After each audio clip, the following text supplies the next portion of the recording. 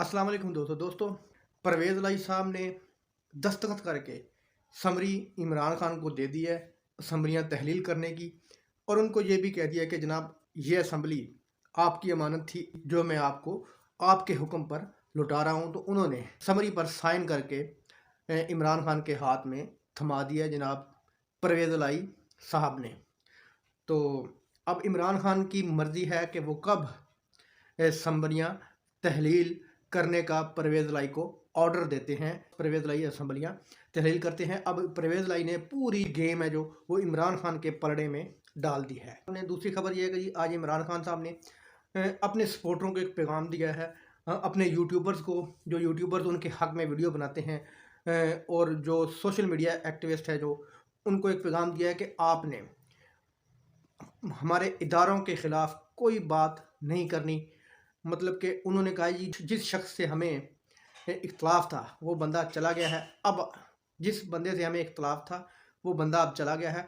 हमने मामला ठीक करने हैं, मुल्क को आगे लेके जाना है। आपने किसी भी अफसर के ख़िलाफ़ कोई आपने महाजराई नहीं करनी।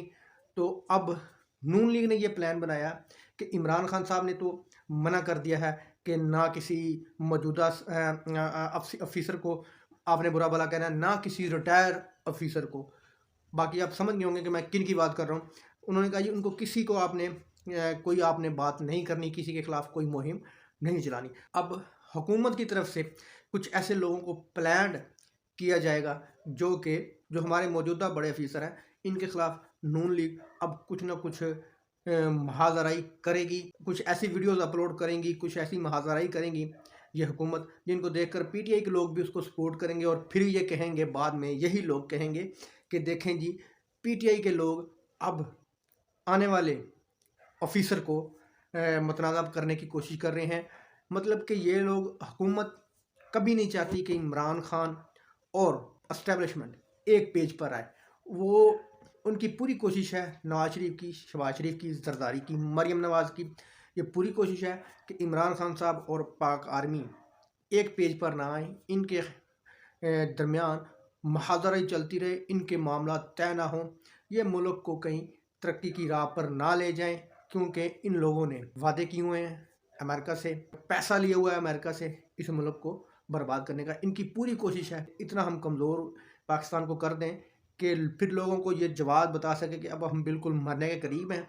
तो अब हमें इसराइल को तस्लीम कर लेना चाहिए। अगर इसराइल को हम तस्लीम करते हैं तो उसके बदले में हमें बहुत सारा पैसा मिलेगा, जिससे हमारा मुल्क स्टैंड हो जाएगा। इनकी पूरी कोशिश है मुल्क को कमज़ोर करने की, इनकी पूरी कोशिश है। रजीम चेंज में एक ये भी शर्त थी कि इसराइल को तस्लीम करना है, जो कि बखूबी ये पूरा मनसूबा बना गए हैं, कुछ बना रहे हैं ये मौजूदा हुक्मरान। मुल्क को कमज़ोर करने का मतलब ये है कि हम इतने कमज़ोर हो जाएं कि या तो हम अपने एटमी असासे बेचें या फिर हम इसराइल को तस्लीम करें। ये दो शर्तें रजीम चेंज ऑपरेशन में टॉप पर थी। दोस्तों वीडियो अच्छी लगी तो लाइक करना, चैनल को सब्सक्राइब करना। अल्लाह हाफ़िज़।